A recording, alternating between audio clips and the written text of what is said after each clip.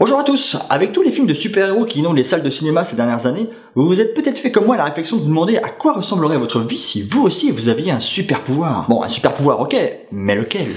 La super force, la super vitesse, la super classe? Non, j'ai bien réfléchi à la question, et si on me donnait la possibilité d'en avoir un, je crois que je demanderais... celui de n'être jamais fatigué. Non mais attends 2 secondes, ça c'est nul à chier comme super pouvoir. Mais non, carrément On pas. pourrait bosser comme un sourd ou se distraire jusqu'à pas d'heure sans plus avoir à craindre la sonnerie du réveil le lendemain matin. Vous savez, le supplice de la sonnerie du réveil matin.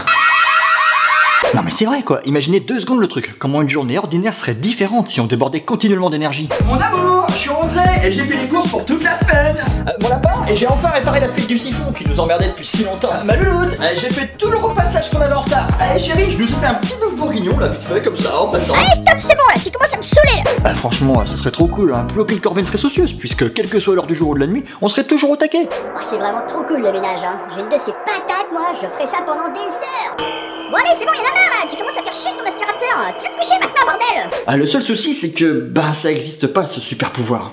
Et du coup, y a pas de malin. On est tous logés à la même enseigne et un peu comme dans les jeux vidéo de baston, nous disposons tous d'une barre d'énergie limitée pour affronter les contraintes du quotidien. Et force est de reconnaître que la routine n'épargne pas nos forces. Parmi les trucs qui mettent le plus rapidement nos batteries à place, citons par exemple le boulot évidemment, où la fatigue peut s'exprimer non seulement physiquement, mais aussi nerveusement par le stress ou la concentration.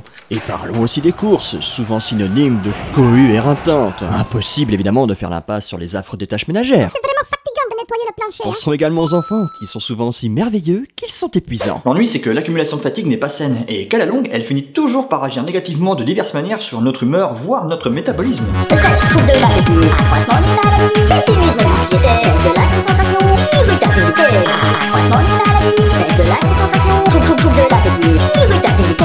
Heureusement, il existe quelques artifices plus ou moins efficaces pour nous donner un petit sursis avant de complètement finir son rotule. Avaler une boisson énergisante, s'envoyer un café bien serré, prendre un médicament anti-asthénique, se secouer un peu en se mettant des baffes ou même éventuellement se laisser aller à roupiller quelques minutes. Toutes ces petites astuces n'ont cependant qu'un effet éphémère et ne font que repousser notre fatigue, plutôt que vraiment l'éliminer. Et finalement, le mieux pour essayer de tenir la distance reste d'essayer de commencer par éviter les excès. Imaginons une minute que notre corps soit une petite voiture. Si on faisait n'importe quoi avec, on aurait vite fait de la mettre à plat en 2 temps 3 mouvements. Alors il faudrait voir à ne pas oublier que notre corps reste notre principal moyen de transport terrestre, et pour espérer aller loin avec, le mieux reste d'éviter de l'épuiser en éprouvant excessivement sa résistance ou ses limites. Ceci dit, dans le cas où notre barre d'énergie tomberait malgré tout à plat, le remède le plus efficace pour tordre le cou à une fatigue harassante ne serait-il pas tout simplement un oreiller? Ouais, c'est peut-être con à dire, mais la morale de cette chronique, c'est que finalement, une bonne nuit de sommeil reste sans doute le meilleur moyen de se refaire physiquement et nerveusement et de commencer une nouvelle journée avec une barre d'énergie remplie au maximum. Si cette vidéo vous a plu, alors partagez-la avec vos amis. Et pour ne pas manquer mes prochaines chroniques, abonnez-vous à ma chaîne.